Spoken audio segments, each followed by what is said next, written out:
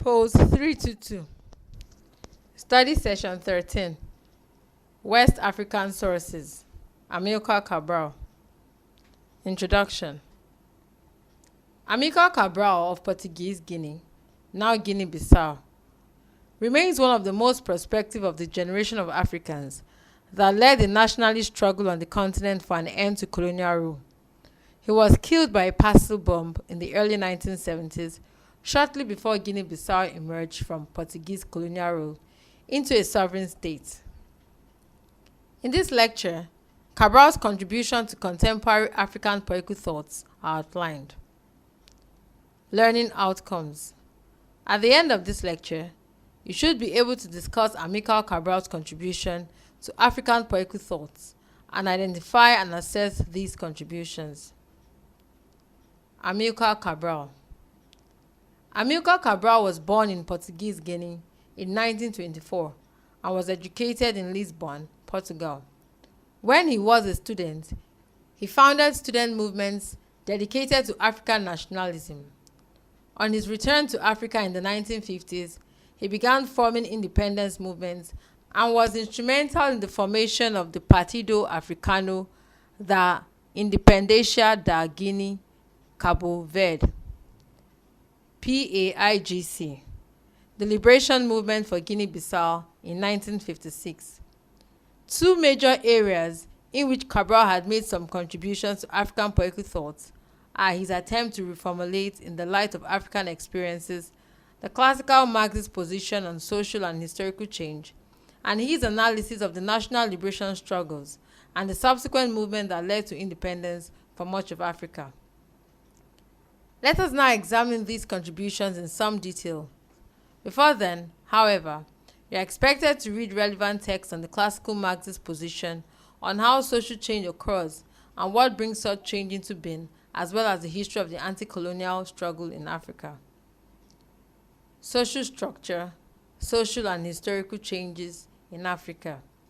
Cabral wrote largely within the framework of the Marxist tradition. What is remembered by, however, is his attempt to be innovative in the manner in which he reformulated long-standing Marxist perspectives in the light of African experience and reality. One such perspective that Cabral attempted to reformulate is that which stated that the history of all hitherto existing societies is a history of the class struggle. As formulated by Marx, what is known as the materialist conception of history, or historical materialism for short, locates the regime of change at the material level, the interaction between relations of production, how men organize themselves in the production process, manifesting mainly as class relations, and the forces, that is, instruments of production. In all epochs, according to Marx, there was always a tendency for development to reach a stage where relations of productions become a stumbling block on the path of the further development of the forces of production. It was such circumstances that created revolutionary situations in the past and led to changes in relation of production, class relations, that allowed for the necessary improvement and development of the forces of production. It was this position that led to the materialist concept, which saw all human history as a history of class struggle. Cabral, however, found it difficult to agree with this Marxist position, which apparently is not different from that of conservative historians who have always argued that Black Africa had no history before the arrival of the Europeans. As Cabral poses the problem, the Marxist concept of all previous history as that of class struggle implies that societies without classes lived outside the pale of history or did not have a history. As he puts it, this leads us to pose the following questions. Does history begin only with the development of the phenomenon of class and consequently of class struggle?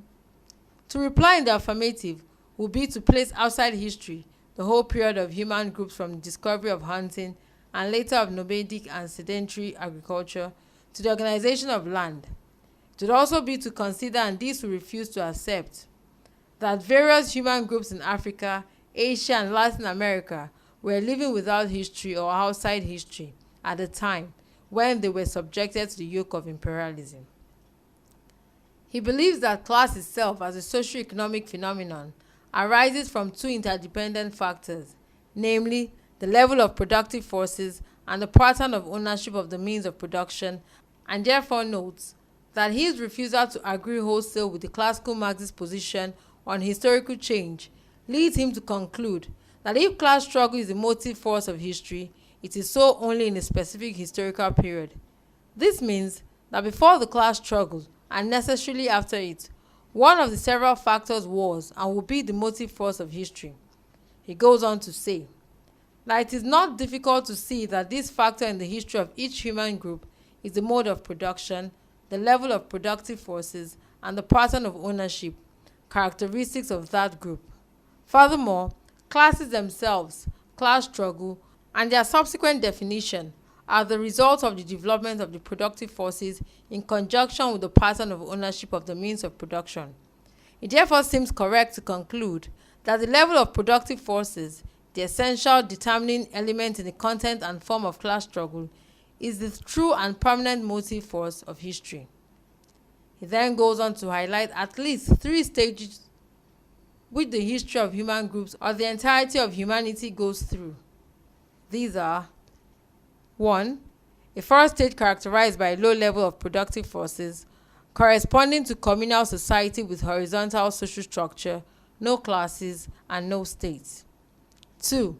A second stage in which the level of productive forces has increased, corresponding to feudal, agricultural, or bourgeoisie society with vertical structure, classes, and states. And lastly, the third stage, thanks to the development of the level of productive forces, culminating in socialist or communist society, it is now possible to eliminate private appropriation of the means of production and classes. Cabral then concludes on African that thus we see that our people have their own history, regardless of the stage of their economic development. When they were subjected to imperialist domination, the historical process of each of our peoples was subjected to the violent action of an external factor. This action, the impact of imperialism on our societies, could not fail to influence the process of development of the productive forces in our countries and the social structures of our countries, as well as the content and form of our national liberation struggles. Analysis of the national liberation struggle.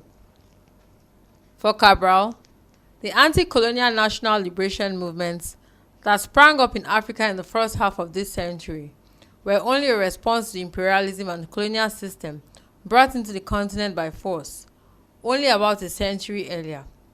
He cautions, however, against the tendency to see in every anti-colonial liberation struggle a revolutionary trend. In the first instance, he draws our attention to the origins of the liberation struggle and the movements it gave birth to, and then wonders. I should like to formulate this question. Is the national liberation movement something which has simply emerged from within our country? Is it as a result of the internal contradictions created by the presence of colonialism, or are there external factors which have determined it? And here we have some reservations. In fact, I would even go as far as to ask whether, given the advance of socialism in the world, the national liberation movement is not an imperialist initiative. It is the imperialist countries who have reorganized the right of all peoples to national independence. So I ask myself whether we may not be considering as an initiative of our people what is in fact an initiative of the enemy. This is where we think there is something wrong with the simple interpretation of the national liberation movement as a revolutionary trend. According to Cabral, the objective of the imperialist countries was to prevent the enlargement of the socialist camp, to liberate the reactionary forces in our countries, which were being stifled by colonialism, and to enable these forces to ally themselves with the international bourgeoisie. The fundamental objective was to create a bourgeoisie where one did not exist, in other specifically to strengthen the imperialist and capitalist camp. Apart from these doubtful origins of the national liberation movement, we thus cast a doubt on their so-called revolutionary nature. Cabral goes on to point to another weakness in such movements. According to him, the ideological deficiency, not to say the total lack of ideology, within the national liberation movement, which is basically due to ignorance of the historical reality which these movements claim to transform, constitutes one of the greatest weaknesses of our struggle against imperialism. if not the greatest weakness of all. The tendency for the movement not to be guided by revolutionary theory has had profound consequences. As Cabral put it, if it is true that a revolution can fail, even though it is based on perfectly conceived theories, nobody has yet made a successful revolution without a revolutionary theory. Thus, the absence of revolutionary theory to guide much of the movement towards independence has, for Cabral, contributed a lot to the apparent inability of such movements to bring about the meaningful liberation of the continent. Study session summary. Amilcar Cabral is remembered as an African thinker who, writing in the Marxist tradition in the 1960s and 1970s, attempted to fundamentally reformulate basic tenets on historical change and widely accepted notions of national liberation in the context of African experience, past, present, and future. End of study session 13. Thank you for listening.